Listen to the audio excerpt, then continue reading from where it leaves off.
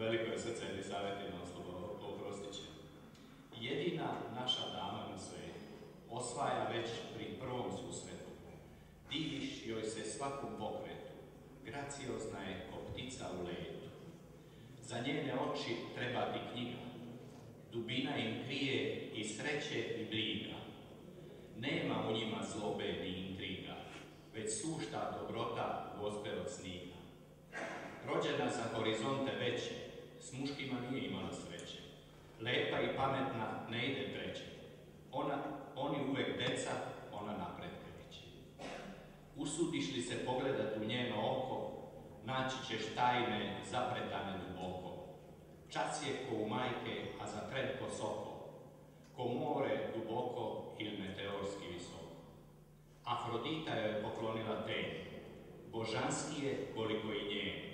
Bademast beo nekako svilen, prefinjen, nežan, to je Olgin gen.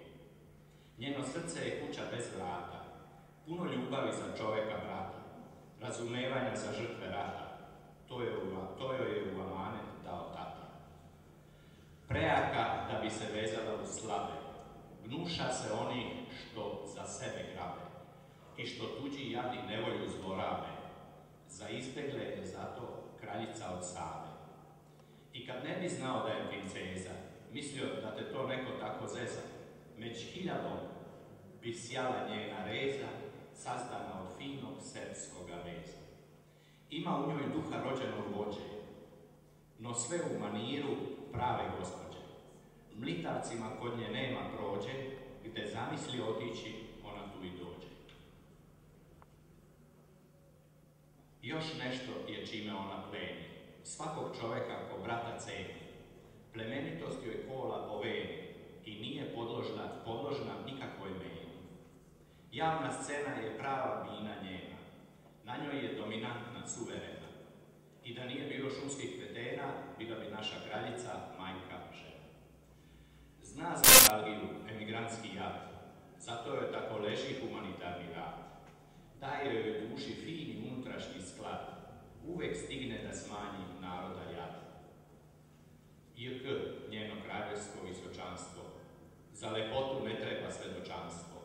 Ponosi se njome serboslavijanstvo, lepota tela i duše njeno poslanstvo. Čuva je ikona s noćnog ormarića, kao dobri duh bdi ponad tog bića, što se svesrdno brine za druga žića, gladno mu nosi hleba žednog bića. Jelisaveta je ličnost što ume da pronikne u dušu, razume, osmehne se okom gazele srne, namah ti se volja za život vrne.